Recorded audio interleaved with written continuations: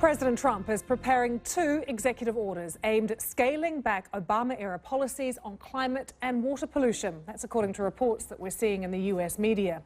Over the weekend, hundreds of scientists, young and old, rallied in Washington. They were concerned about President Trump's disregard for science and his denial of the impact of climate change. Lots of talk about this all over the world, about what a Trump administration is going to mean now for the environment and for our planet. So let's talk about it. I'm joined from Washington by Myron Ebell, who is Donald Trump's former advisor on climate change, a well-known climate change skeptic as well.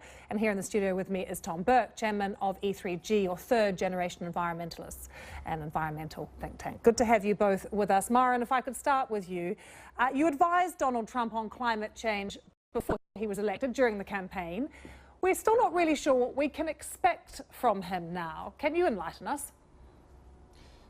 President Trump promised during the campaign to withdraw from the Paris Climate Treaty, defund United Nations climate programs, and undo all of the executive and regulatory actions that President Obama undertook on climate policy without the approval or involvement of the U.S. Congress. And you expect him to follow through on all of those now he is the president? Yes. I don't know that he'll do everything today or get everything started today, but it has been reported that some of his promises will begin to be fulfilled with executive actions today, now that we have an EPA administrator, Scott Pruitt, who was confirmed last week. And Myron, can you confirm for us that Donald Trump is in fact genuinely a climate change skeptic? He doesn't believe it's man-made.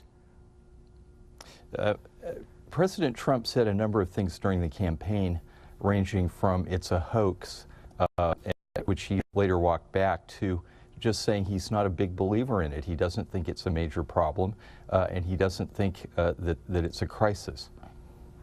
Okay, Tom, 97% of scientists, we saw some of them on the streets of America over the weekend, young and old, disagree with the president. They're worried about some of these views he's expressed. Are you worried? Oh, and not just scientists. The whole of the American intelligence community is worried about it. It's put climate change as one of the top threats to security for the world going forward. Most of the American people disagree with both the president and Myron Ebell.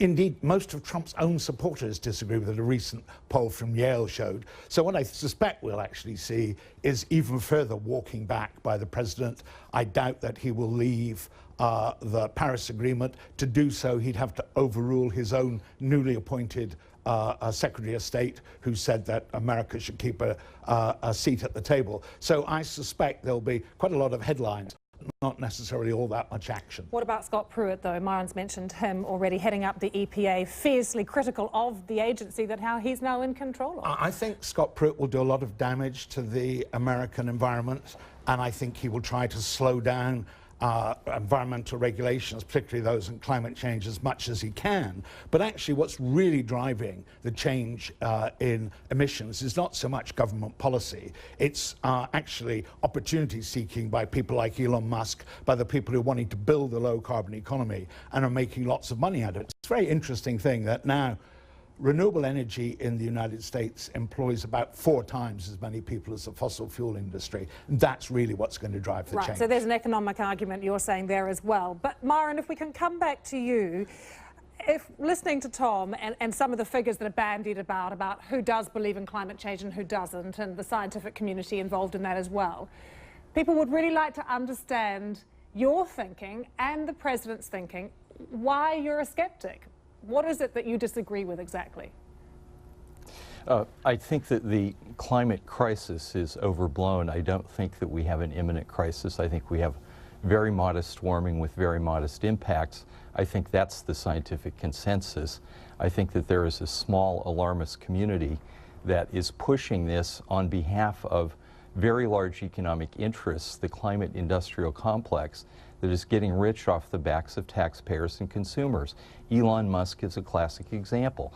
His solar business is based on huge federal subsidies and in many cases state mandates that require people to have renewable energy. So all of this stuff about employment numbers, yeah, a lot of people work in the renewable energy industry, but they don't earn a lot of money. These are largely low-paid workers. So this is not a booming renewable economy if you take away the taxpayer subsidies and the mandates. What would you say to that, Tom? Well, I'd say if you took away the fossil fuel subsidies, you'd have a level playing field, and coal would be gone, gas would be in trouble. You're seeing around the world now already. This is rubbish. This is rubbish. Well, I'm sorry, just don't be rude, Myron. You're just being rude. President Obama discovered $4 billion per year for the oil and gas industry. And the fossil fuel industry receives $10 million a minute in subsidies, and that's an IMF figure. And, you know, you can choose to believe your alternative facts if you like, but the reality is, look, investment... you're confusing subsidies in countries that produce oil, like Saudi Arabia, that subsidize the price of gasoline for their consumers. That has nothing to do with what goes on in the West, in the United States and Europe. Yes, in Venezuela, gas costs 75 cents a gallon or something, but that's what they do to buy off their own people in these petro-states. That has nothing to do with the subsidies in the United States or Europe, which are massive for renewable energy. Tom, I wanted to just leave you with the final thought, actually, on what the world feels about the US, very briefly withdrawing from Paris. It's not that bothered, frankly. The rest of the world will go on. What countries are doing in signing the Paris Agreement was pursuing their national interests as they see it. It would be much better if America joined the rest of the world, but if America wants to be last, why should we worry? Tom and Myron, I was expecting it to be feisty. It was indeed. Thank you for joining us.